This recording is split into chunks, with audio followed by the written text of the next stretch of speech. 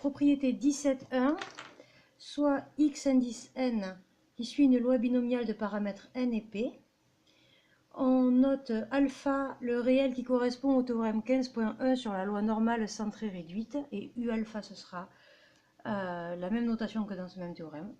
On note in, l'intervalle p moins u alpha, racine carrée de p facteur de 1 moins p sur racine de n, p plus u alpha, racine de p facteur de 1 moins p sur racine de n. Donc c'est un intervalle qui est centré en p.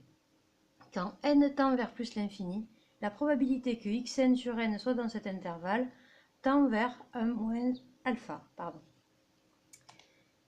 On va traduire le fait que xn sur n appartienne à cet intervalle. D'abord, on l'écrit simplement. Ça veut dire que xn sur n est compris entre p moins u alpha facteur de racine de p 1 moins p sur racine de n et p plus u alpha p 1 moins p sur racine de n. Ça, si je multiplie tout par n pour savoir où est-ce que se trouve un, ça me donne np moins u alpha. Alors, si je multiplie tout par n, bon, je vais garder mon p facteur de 1 moins p sur racine de n, mais si j'ai tout multiplié par n, ici, mon n, je peux l'écrire racine de n au carré. Ça, c'est ma multiplication par n. Je peux l'écrire racine de n au carré.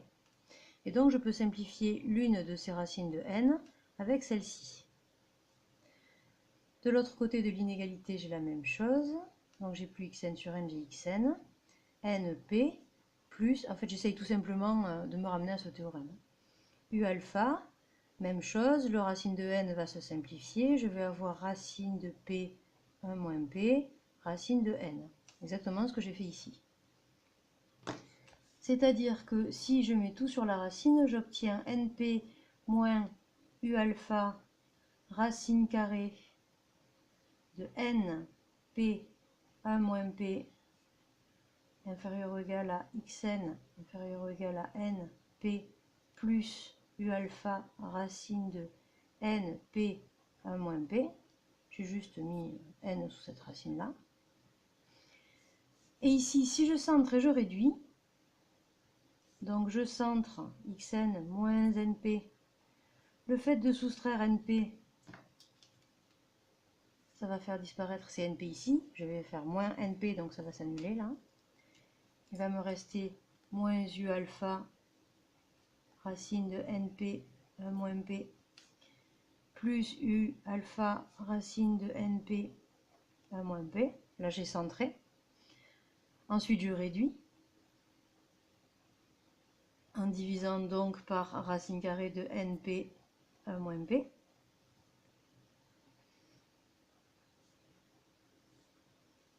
Et j'obtiens cette inégalité.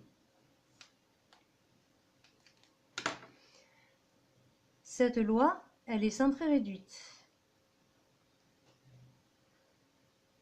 Je l'appelle Zn. Et si on considère que les conditions d'application du théorème de Moivre-Laplace sont réunies, ce qui va être obligatoire pour utiliser les théorèmes que je vais mettre en place dans ce chapitre, j'obtiens que Zn est entre moins u alpha et u alpha. Et comme elle est centrée réduite, ici, je vais pouvoir utiliser le théorème de Moivre-Laplace. Et donc, comme je viens de démontrer que la probabilité que xn sur n soit dans l'intervalle in est égale à la probabilité que Zn centrée réduite soit entre moins u alpha et u alpha, d'accord? J'ai démontré que cette affirmation, xn sur n est dans l'intervalle, est équivalente à Zn compris entre moins u alpha et u alpha. Donc ce sont deux façons de dire la même chose. Donc leurs probabilités sont égales. Et sur ceci, je vais appliquer le théorème de Moivre-Laplace, qui dit que la limite, quand n tend vers plus l'infini, de la probabilité que moins u alpha et u alpha encadre Zn,